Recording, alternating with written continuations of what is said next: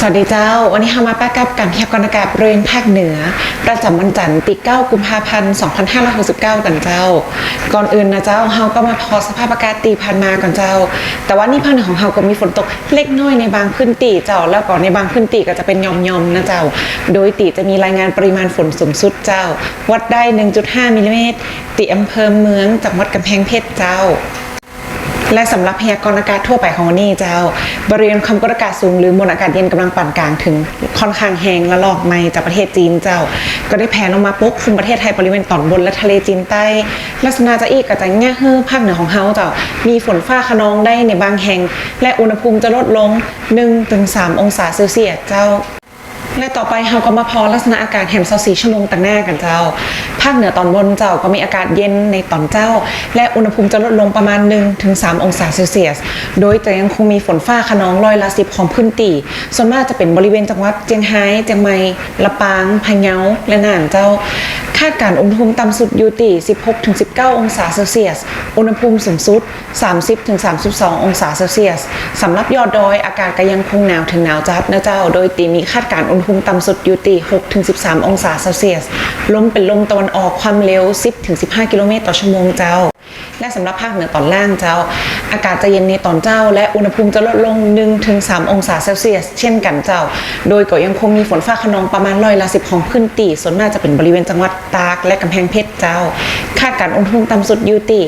20-22 องศาเซลเซียสอุณหภูมิสูงสุด 31-33 องศาเซลเซียสสำหรับยอดดอยอากาศก็ยังคงหนาวเจ้าคาดการณ์อุณหภูมิต่ำสุดยอดดอยอยู่ที่ประมาณ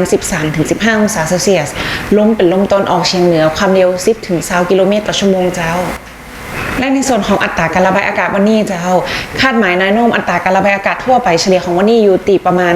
เกณฑ์ระบายได้ปานกลางเจ้าถ้าเป็นจังหวัดที่ระบายได้น้อยจะเป็นบริเวณจังหวัดพะเยาแปะอุตรดิตถ์และเพชรบูรณ์เจ้าและสุดท้ายนี่เจ้าภาคเหนือของเฮาก็ยังคงมีฝนฟ้าคะนองก่อนและอุณหภูมิจะลดลงเล็กน้อยแผ่นประมาณ 1-3 องศาเซลเซียสนะเจ้าก็ขอให้พ่อแม่พี่น้องเจ้าดูแลรักษาสุขภาพเนื่องจากสภาพอากาศที่เปลี่ยนแปลงรวมทั้งเกษตรกรเจ้าก็ขอให้เตรียมการป้องกันและระวังความเสียหายกับผลผลิตทางการเกษตรไว้ตัวนะเจ้าและหากมีข้อสงสัยเกี่ยวกับสภาพอากาศสามารถสอบถามได้กับทางศูนย์อุตุนิยมวิทยาภาคเหนือได้ตีเบอร์โทรศัพท์0532777919หรือสามารถติดตามข่าวสารผ่านทางเว็บไซต์ Facebook และ TikTok ของศูนย์อุตุนิยมวิทยาติขึ้นไปตามหน้าจอนี้เลยเจ้าและสำหรับวันนี้ก็ขอลาไปก่อนเจ้าสวัสดีเจ้า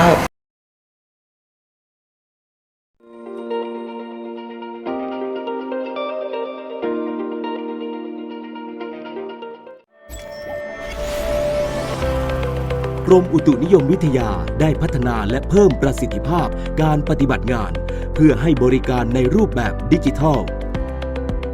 เพิ่มขีดความสามารถในการตรวจเฝ้าระวังพยากรณ์อากาศแจ้งเตือนภัยธรรมชาติล่วงหน้าได้อย่างแม่นยำ